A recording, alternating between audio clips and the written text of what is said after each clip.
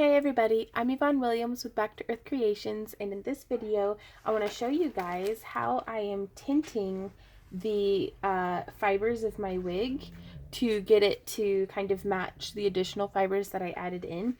I'm just using Sharpie markers. You can use any alcohol ink or Copic markers would actually be preferable because you get a broader spectrum of colors to choose from.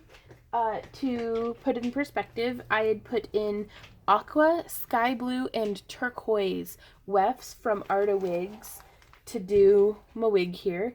You can kind of see how they're blended in some of the different colors. And I had started to ventilate the lace front, but it's already pretty densely ventilated. I don't know if you can see here, but there's a few fibers put in. I ventilated 5 hairs and I was like, oh, this is horrible. I don't want to do this. And so I did a bit of searching and found out about these alcohol inks, which is basically Sharpies. And I am using, does it say what colors they are? No, it doesn't on the marker, but these are the two colors of blue that I'm using. Very slight difference, but it's giving me a nice blending. One is much greener than the other. So you'll want markers in your choice of color. I'm using alcohol, rubbing alcohol and cotton balls to blend it out. And so to show you guys, I've done this section over here, and you can see I'm, the wig I plan on having styled towards the back. So you can see it's much more subtle. Like this is the side that I applied it on. It's much more subtle here in the front now whenever I have it flipped over, and that's what I'm going for. But kind of keep in mind how it's going to be laying whenever you are tinting and coloring yours.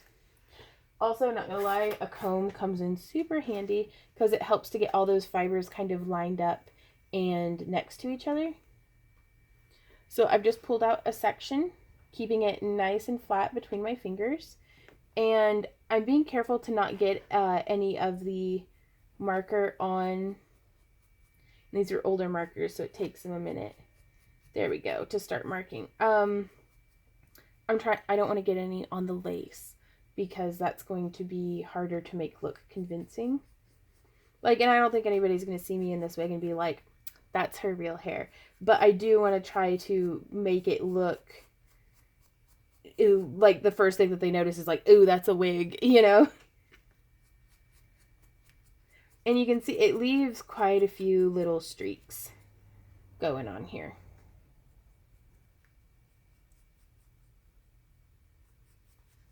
And so what we're going to do about those streaks is take our rubbing alcohol.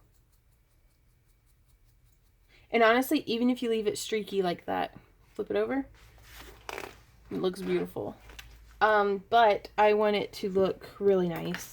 So I'm going to take our rubbing alcohol and a cotton ball. Now I don't want it to be like sopping wet. I'm just getting a touch of it and letting it soak through the rest of the ball for a moment. And we can take this and just kind of pet and rub it out. You can see it's starting to pull some of the color up.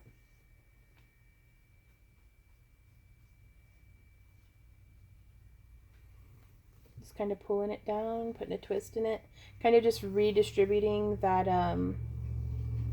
that color some.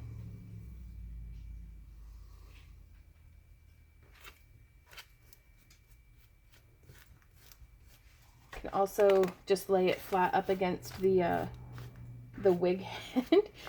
I have a proper wig head coming in on the way. This was a styrofoam head from like Hobby Lobby or Michael's, and you can see how much color that pulled off, but it does help to kind of blend it out.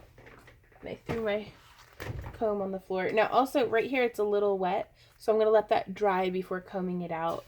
And then starting from just the roots over here so you can see it from completely blonde.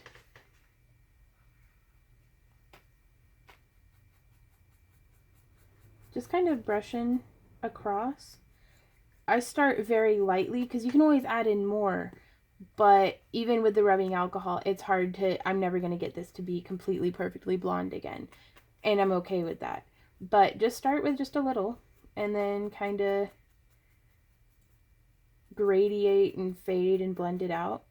Now also, I haven't done the trimming, the styling, anything on this. I'm going ahead and just coloring it first, and that will help me, I think, in making sure it's not all like blocky and stuff.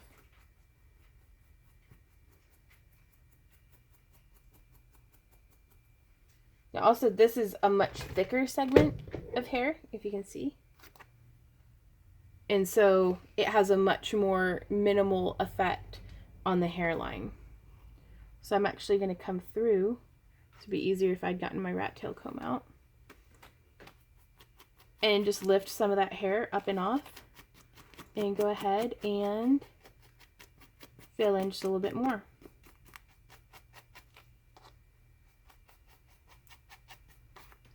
And I really like doing this because you could use a much more natural color and just blend it down to make it look like you have natural roots on the hair of your wig.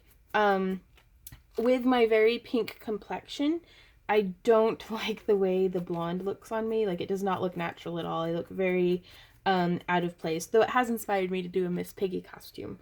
But doing the edging in these like teals and greens like this, because the blue, the blonde of the wig translates through the alcohol of the ink, you know, of the pigment. The color of the pigment, sorry, words are so hard, and really gives it a more pleasing look whenever it's up against my face. So, and that's what I'm going for. So yeah, that's just, it's so much easier than ventilating. And honestly, I did kind of want, next time I do a wig like this, I'll plan ahead a little bit better and leave more of the lace on and then ventilate. That way I can do like an edge of the exact pigment of the weft. Yeah, it'll maybe wear gloves, you know. But yeah, so that's that. If y'all have any questions, comments, or ideas, sorry, I just like shake the camera around, please leave them down below. If you enjoy my free tutorials and would like to support the creation of more of them, check me out on Patreon. You can also tag us on Instagram or share pictures to my wall on Facebook. There's links for all that stuff down below. But thanks so much, you guys, and I'll see you around. Happy crafting. Bye!